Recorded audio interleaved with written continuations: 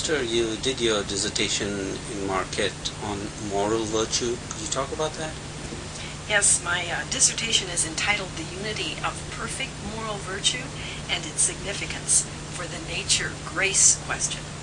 It examines Aquinas' theory of the relation between the infused and acquired moral virtues in the moral activity of the Christian who possesses both. The topic of virtue, as I presume everyone knows, assumes center stage in Thomas Aquinas' moral theology. According to Aquinas, virtue is what enables the Christian to perform good acts consistently so as to reach his final end, the face-to-face vision of God.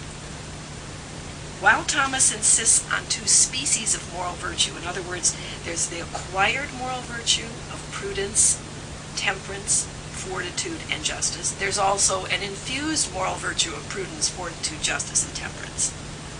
He neglects, however, a correspondingly full and robust presentation of infused moral virtues. And then, in places in the Summa and others, where he contrasts and compares, for example, the acquired moral virtue of prudence with the infused moral virtue of prudence, or the acquired moral virtue of temperance with the infused virtue of temperance, he does not discuss precisely how these two species of virtue interrelate in the prudent, just, courageous, and temperate actions of the Christian who possesses both species of moral virtue.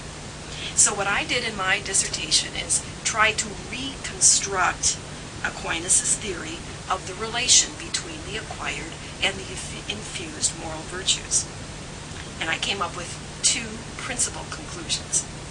In the Christian, who also possesses the acquired moral virtues, each acquired virtue and its infused counterpart are the material and formal principles, respectively, of the perfect realization of that particular moral virtue, prudence, justice, fortitude, temperance, and constitute a unified virtue that's supernaturally transformed.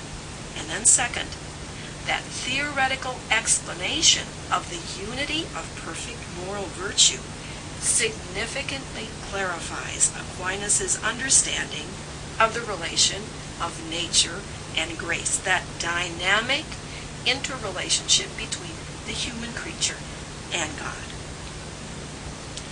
For Aquinas, the infused and moral virtue, for instance, of prudence, together forms a unity, a single, indivisible virtue that is supernatural in character.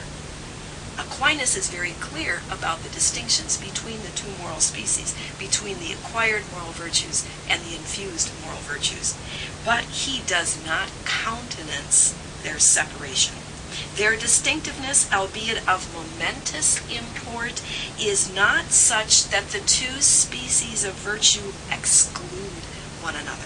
In fact, in that achievement of the one perfect moral virtue of justice, fortitude, prudence, temperance, the acquired and infused moral virtues are ordered to one another as matter to form, potency to act.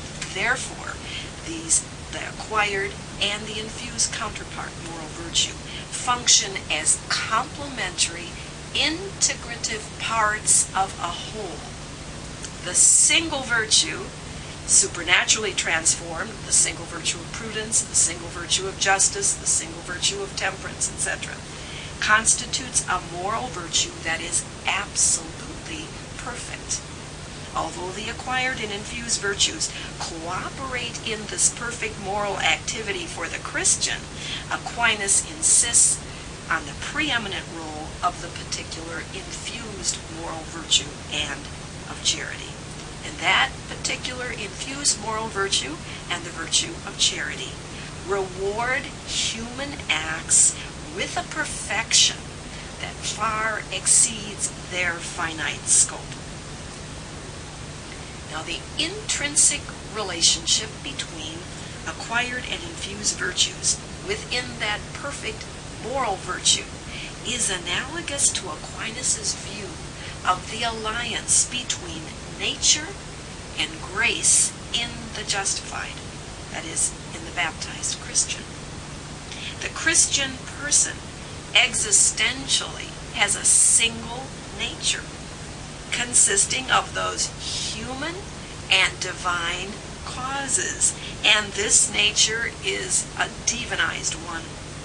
Despite their radical differences, union is possible between the two orders of nature and grace because God is the providential order of both of them, or author of both of the orders. There can be no conflict, after all, between two realities that have their origin in the same divine source and their end in the same divine goal. Human nature is then the perfectible principle, and it's disposed toward that which will perfect it. Grace is the perfecting principle and confers on nature a completely new form, a supernatural form. And it's the supernatural form that is that principle of transformative unity between nature and grace. Nature existentially, absolutely reaches its fulfillment in grace. The person attains his completion in union with God through charity.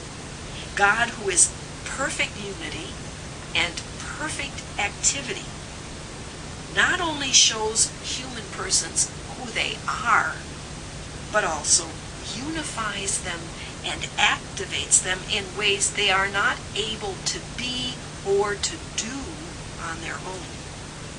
The greater the unity and actuation in human nature itself, the more that Christian has capax Dei, the capacity for God. The more that person is open to divinization. And the greater that person's divinization, the surer the union between God and that Christian.